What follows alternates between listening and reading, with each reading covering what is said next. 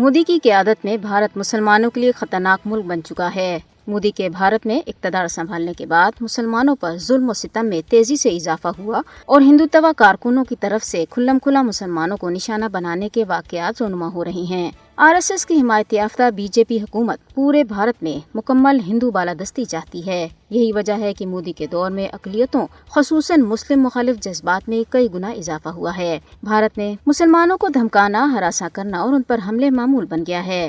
بھارت میں اسلاموفوبیا نے انتہائی مہلک شکل اختیار کر لی ہے، جس کے باعث زندگی کے تمام شعبوں میں مسلمانوں کو امتیازی سلوک کا سامنا کرنا پڑ رہا ہے۔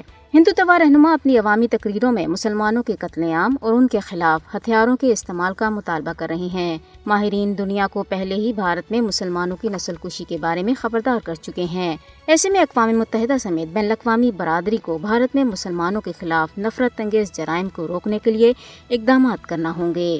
بھارتی فوجیوں نے اپنی ریاستی دہشت گردی کی کارروائی کے دوران ضلع پونچھ میں 2 نوجوانوں کو شہید کر دیا ہے۔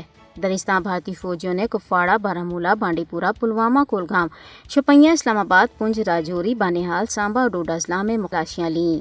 رامبان میں بھارتی پولیس نے نائب تحصیلدار سمیت 2 ریونیو افسروں پر حملہ کر کے انہیں زخمی کر دیا۔ واقعے کے بعد محکمے کے ملازمین نے پولیس کے خلاف احتجاج کیا۔ بھارتی ریاست اتر پردیش کے شہر بنارس میں مودی حکومت نے تبلیغی جماعت پر پابندی عائد کر دی ہے اور اس کے کارکنوں کو شہر میں تبلیغی سرگرمیوں سے روک دیا ہے۔ شورش زدہ بھارتی ریاست منی پور کے ضلع بشنو پور میں مظاہرین پر بھارتی فوج کی فائرنگ سے خواتین سمیت درجنوں افراد زخمی ہو گئے ہیں۔ BJP کی ریاستی حکومت نے مظاہروں کو روکنے کے لیے امپھال میں غیر معینہ مدت کے لیے کرفیو نافذ کر دیا ہے۔ کانگریس کے جنرل سیکرٹری جے رام رمیش نے ایکس پر ایک پوسٹ میں کہا ہے کہ نئی دلی میں G20 کا اجلاس ہو رہا ہے، جبکہ وادی امپال کے تمام 5 اضلاع اگلے 5 دنوں تک مکمل کرفیو میں رہیں گے۔ برطانوی حکومت نے اپنے شہریوں کو مقبوضہ جموں کشمیر سمیت منی پور اور دیگر کئی علاقوں میں سفر نہ کرنے کی ہدایات جاری کی ہیں۔